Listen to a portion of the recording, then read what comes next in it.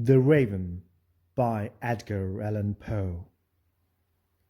Once upon a midnight dreary, while I pondered weak and weary over many a quaint and curious volume of forgotten lore, while I nodded, nearly napping, suddenly there came a tapping, as of someone gently rapping at my chamber door. "'Tis some visitor," I muttered, tapping at my chamber door. Only this, and nothing more.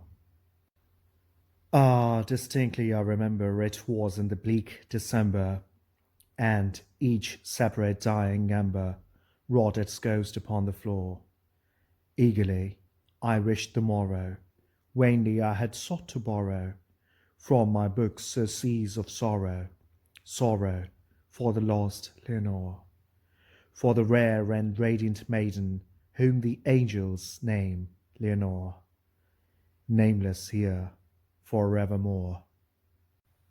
And the silken, sad, uncertain rustling of each purple curtain filled me with fantastic terrors never felt before, so that now, to still the beating of my heart, I stood repeating, "'Tis some visitor entreating entrance at my chamber door, some late visitor entreating entrance at my chamber door.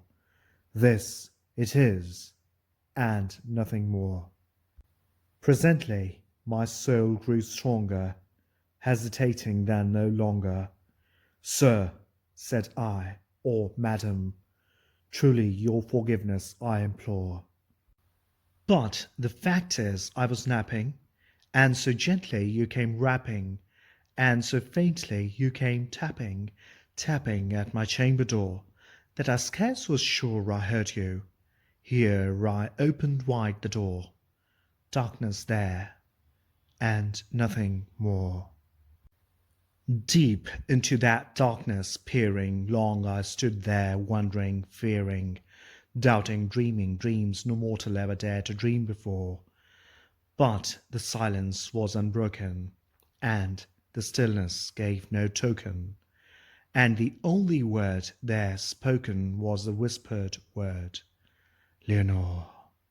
This I whispered, and an echo murmured back the word, "Leonore." Merely this, and nothing more. Back into the chamber turning, all my soul within me burning, soon again I heard a tapping, somewhat louder than before. "Surely," said I, "surely that is something at my window lattice. Let me see, then, what threat is, and this mystery explore. Let my heart be still a moment, and this mystery explore. 'Tis the wind, and nothing more."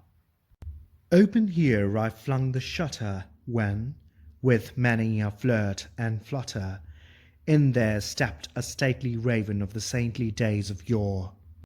Not the least obeisance made he, not a minute stopped or stayed he, but with mien of lord or lady, perched above my chamber door, perched upon a bust of Pallas, just above my chamber door, perched and sat, and nothing more.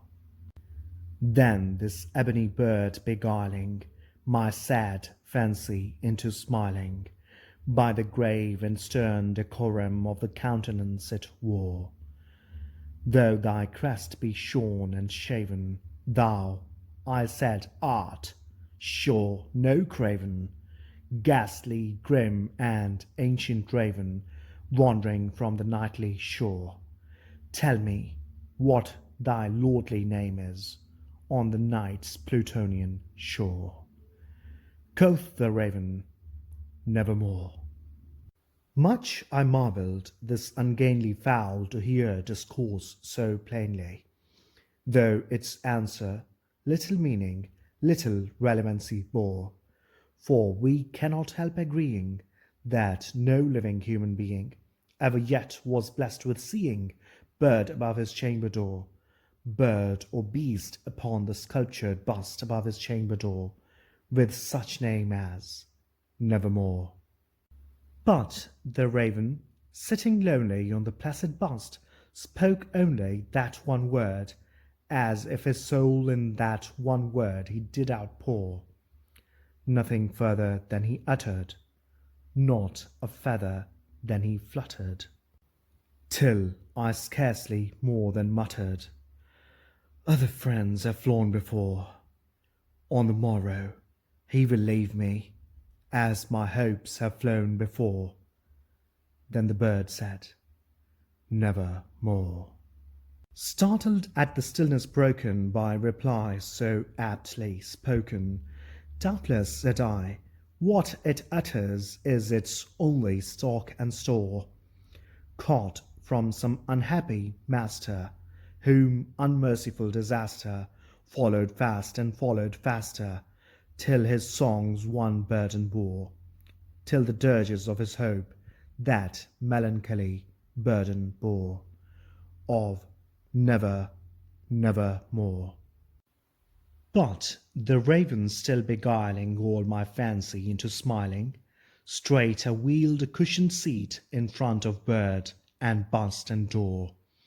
Then, upon the velvet sinking, I betook myself to linking fancy unto fancy, thinking what this ominous bird of yore, what this grim, ungainly, ghastly, gaunt, and ominous bird of yore meant in croaking "Nevermore." This I sat engaged in guessing, but no syllable expressing to the fowl whose fiery eyes now burned into my bosom's core. This and more I sat divining, with my head at ease reclining on the cushion's velvet lining that the lamplight gloated o'er, but whose velvet violet lining, with the lamplight gloating o'er, she shall press, never more. Then methought the air grew denser, perfumed from an unseen censer, swung by seraphim whose footfalls tinkled on the tufted floor. "Wretch!" I cried, "thy God hath lent thee, by these angels he hath sent thee, respite, respite, and nepenthe from thy memories of Lenore. Quaff, oh quaff this kind nepenthe, and forget this lost Lenore." Quoth the raven, "Nevermore." "Prophet," said I, "thing of evil, prophet still if bird or devil, whether temper sent or whether tempest tossed thee here ashore, desolate yet all undaunted, on this desert land enchanted, on this home by horror haunted. Tell me truly, I implore, is there balm in Gilead? Tell me, I implore." Quoth the raven, "Nevermore." "Prophet," said I, "thing of evil, prophet still if bird or devil, by that heaven that bends above us, by that God we both adore, tell this soul with sorrow laden, if, within the distant Aidenn, it shall clasp a sainted maiden whom the angels name Leonore, clasp a rare and radiant maiden whom the angels name Leonore." Quoth the raven, "Nevermore." "Be that word our sign in parting, bird or fiend!" I shrieked, upstarting. "Get thee back into the tempest and the night's Plutonian shore. Leave no black plume as a token of that lie thy soul hath spoken. Leave my loneliness unbroken. Quit the bust above my door. Take thy beak from out my heart, and take thy form from off my door." Quoth the raven, "Nevermore." And the raven, never flitting, still is sitting, still is sitting on the pallid bust of Pallas just above my chamber door, and his eyes have all the seeming of a demon's that is dreaming, and the lamplight over him streaming throws his shadow on the floor. And my soul from out that shadow that lies floating on the floor shall be lifted never more.